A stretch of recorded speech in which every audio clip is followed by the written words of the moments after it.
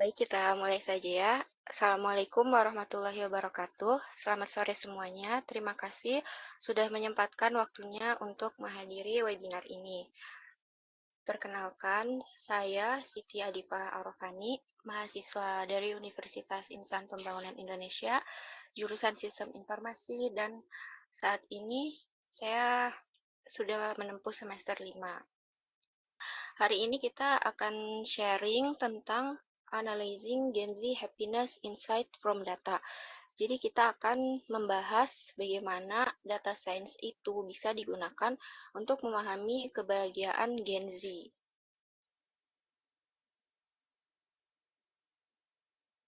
Sebelumnya aku akan membahas sedikit dulu tentang data science dulu ya. Jadi apa sih sebenarnya data science itu? Data science itu ilmu yang menggabungkan atau mengkombinasikan antara ilmu matematika dan statistik, komputer, dan juga domain atau business knowledge. Ini tuh pengetahuan khusus.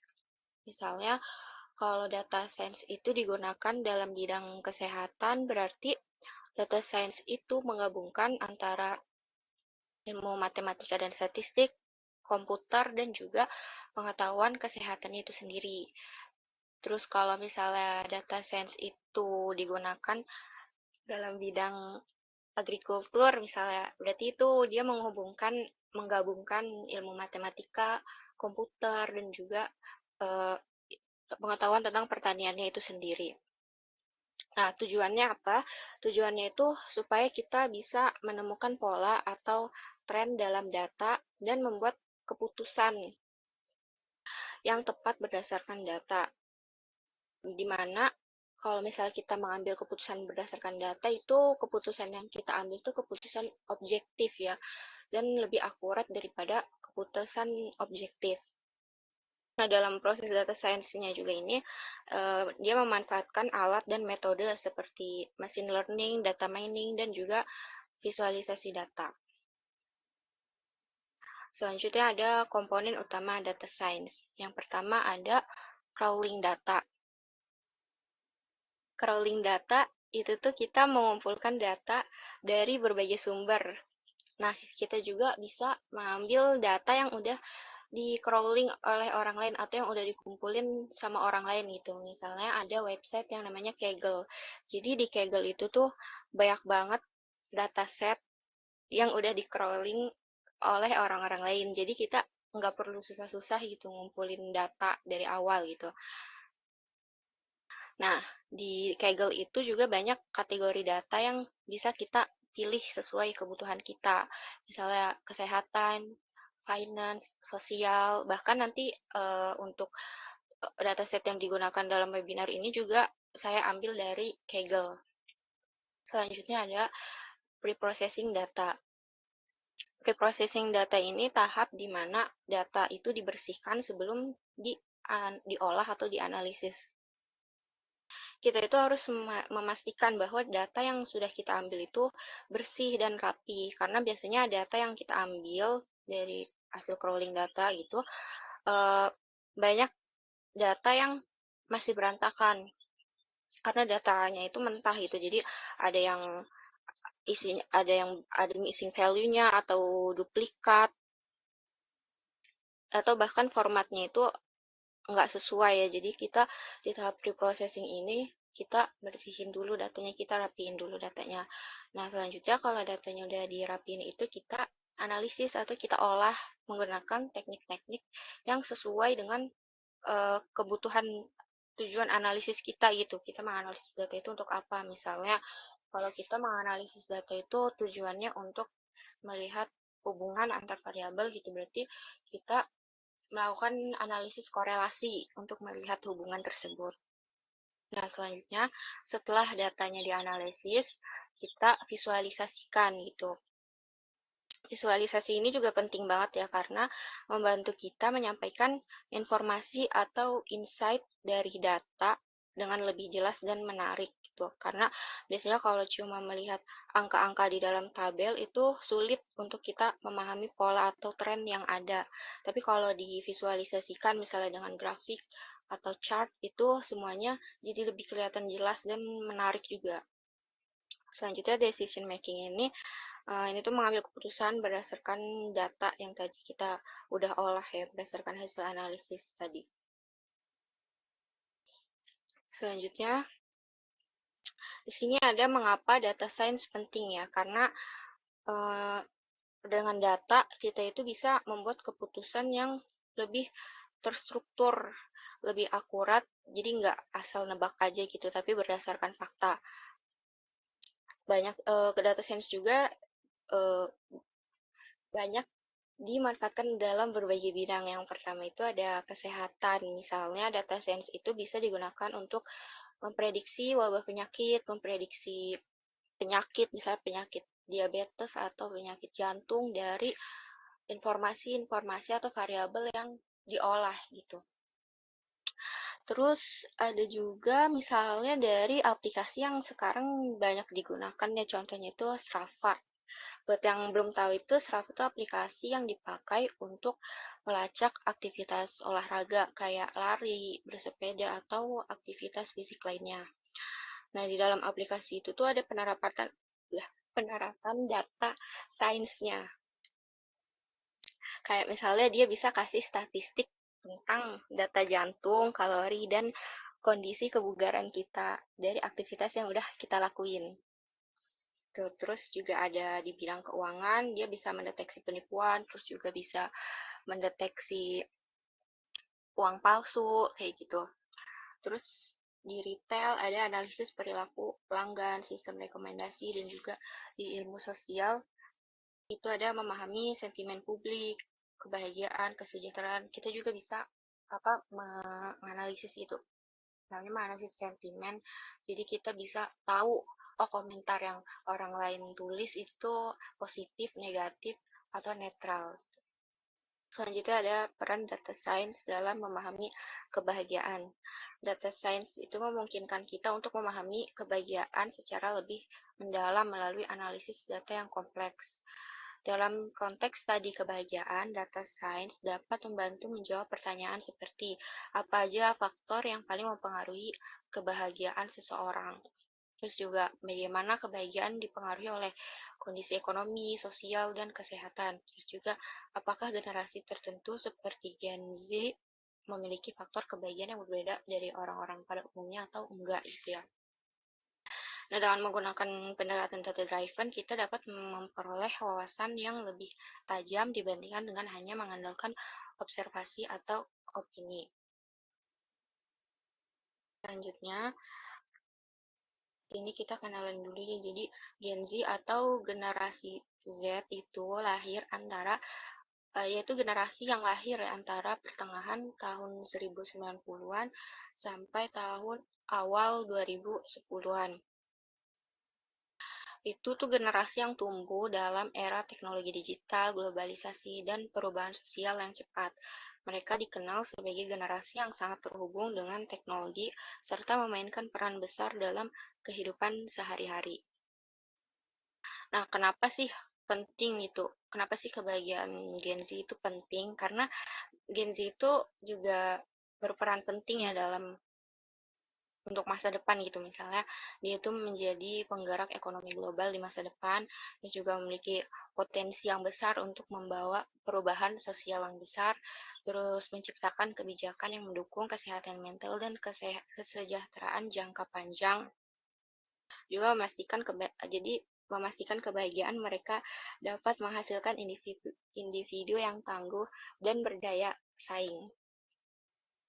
Nah, sebelum kita analisis untuk melihat hubungan apa aja sih yang mempengaruhi kebahagiaan Gen Z, ini aku pakai dataset dari Kaggle, itu dataset World Happiness, pakai toolsnya itu Google Colab. Jadi pertama itu kita import datasetnya itu ke Google Colab. Terus kita juga bisa lihat dulu nih di dalam data itu tuh ada kolom apa aja. Nah, di dataset World Happiness ini tuh di dalamnya ada label atau kolom overall rank, country, GDP per kapita, social support, healthy life expectancy, freedom to make life choices, dan juga perception of corruption.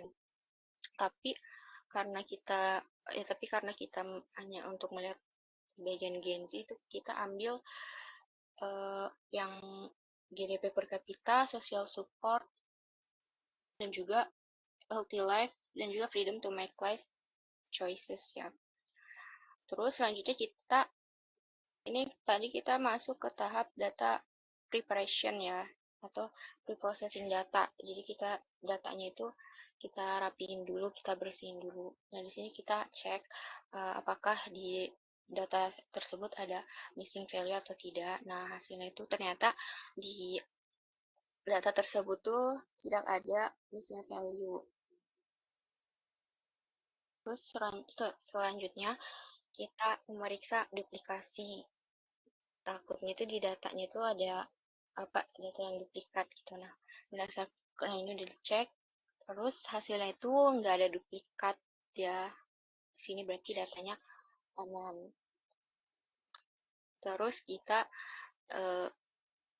membagi data menjadi dua gitu ya, ada data untuk train dan juga data test. Ini biasanya digunakan untuk membangun sebuah model sih. Jadi kalau kita cuma buat analisis hubungan gitu sebenarnya nggak terlalu dibutuhin.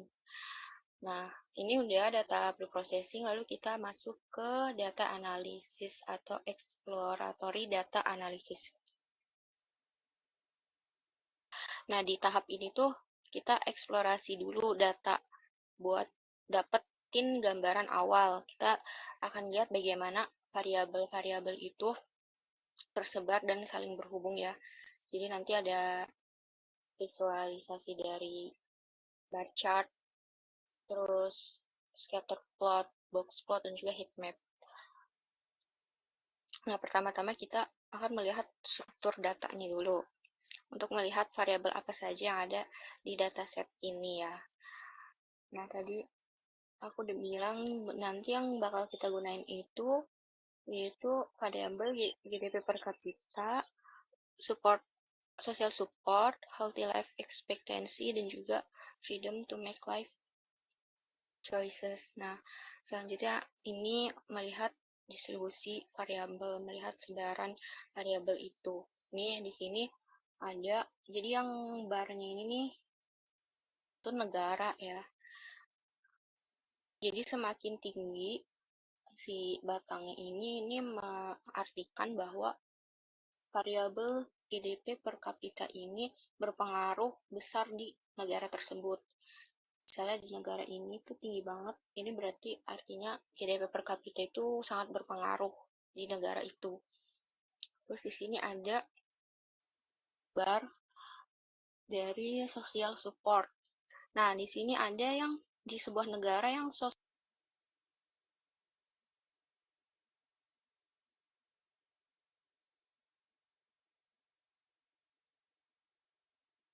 jadi tapi ada juga negara yang social support ini berpengaruh besar terhadap tingkat kebahagiaannya. Tapi kalau misalnya yang GDP per kapita ini lihat ya, dia hampir nggak ada yang nilainya kecil gitu. Jadi dia di sebagian besar negara memang GDP per kapita itu sangat berpengaruh.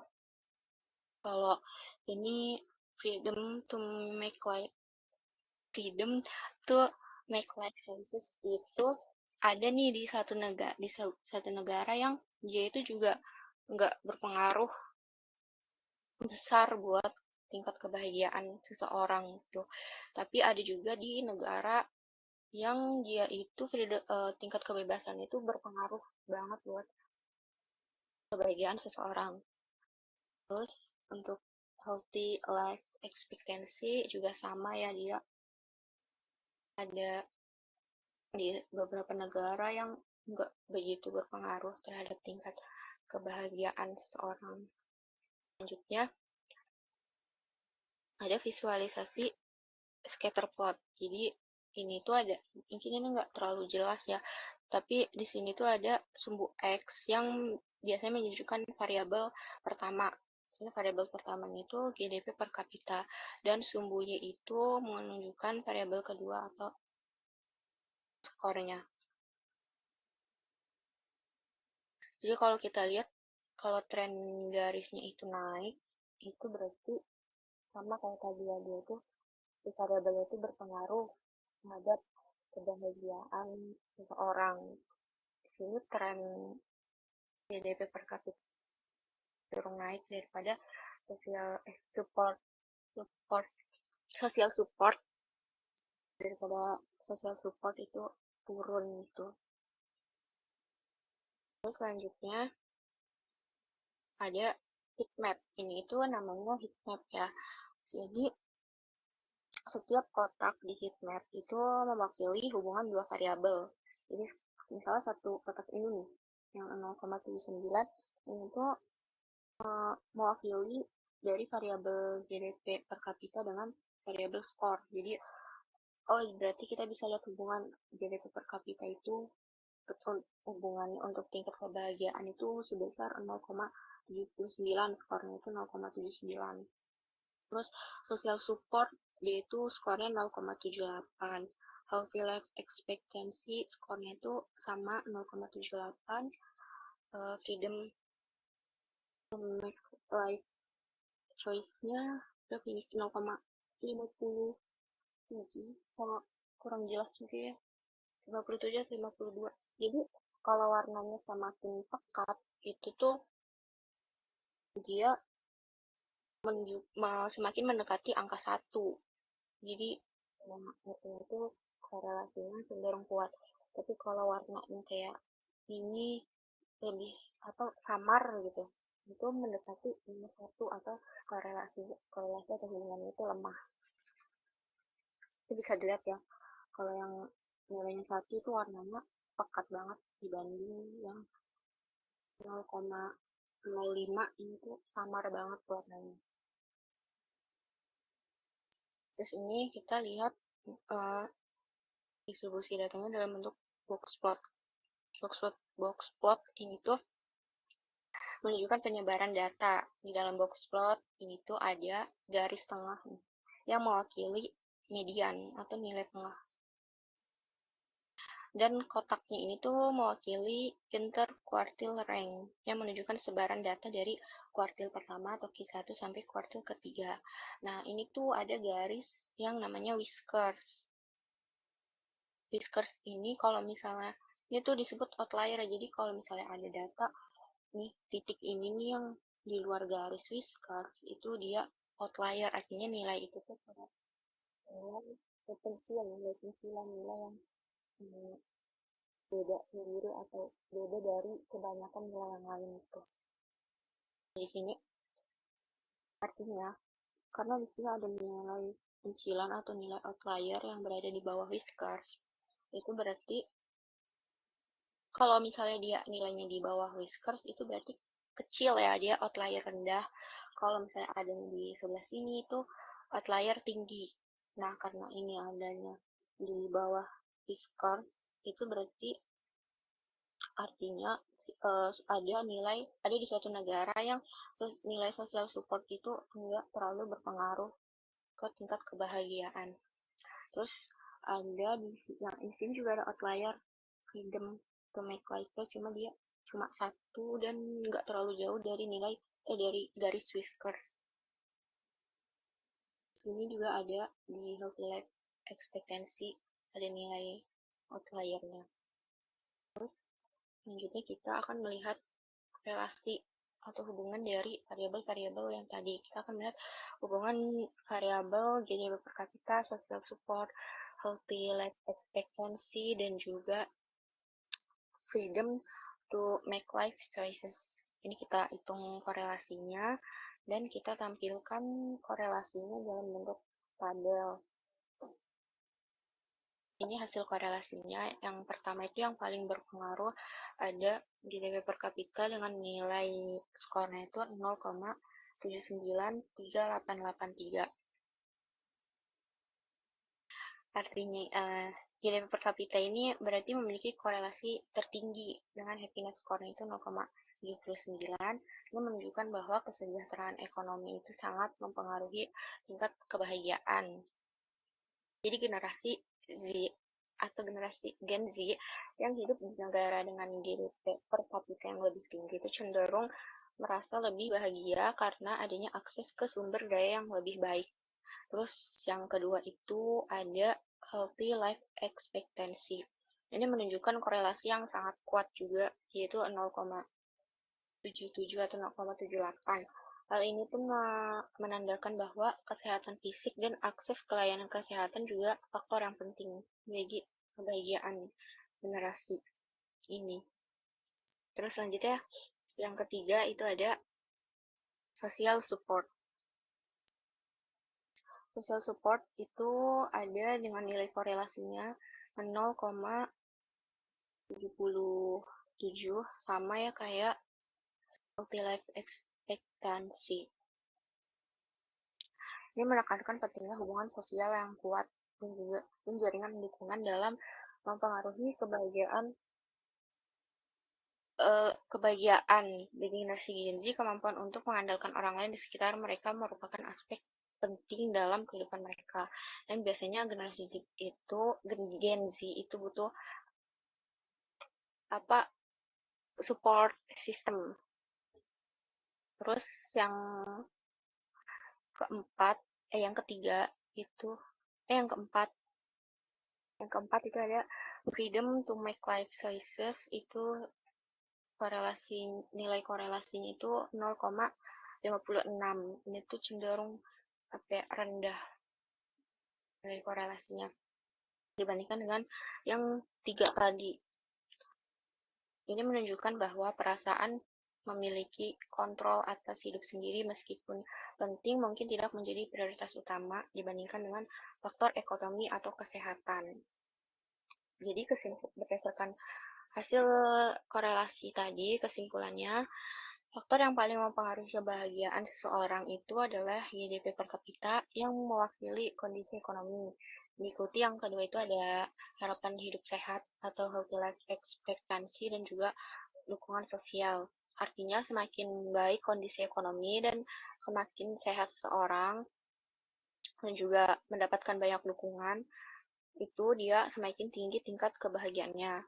Sementara kebebasan dalam membuat keputusan yang tadi freedom to make life choices itu tidak sebesar faktor-faktor lainnya. Namun ini bagi generasi Gen Z ini pola tadi yang udah kita analisis itu tetap relevan ya, karena aspek seperti dukungan sosial dan kesehatan itu mungkin menjadi lebih dominan, mengingat tantangan sosial dan kesehatan mental itu penting ya bagi Gen Z ini. Jadi faktor ekonomi, sosial, dan kesehatan itu semuanya saling berkaitan dalam membentuk kebahagiaan seseorang termasuk bagi Gen Z. Oleh karena itu, dalam merumuskan kebijakan atau strategi yang mendukung kesejahteraan generasi ini tuh perlu ada fokus utama pada peningkatan akses terhadap layanan kesehatan yang juga tadi memiliki faktor yang tinggi ya dengan nilai korelasi 0,78. Terus juga ada peluang ekonomi yang setara dan memperkuat jaringan sosial atau support system, dukungan sosial. Baik, itu saja yang dapat saya sampaikan. Apakah ada yang ingin ditanyakan atau ada yang memiliki pertanyaan?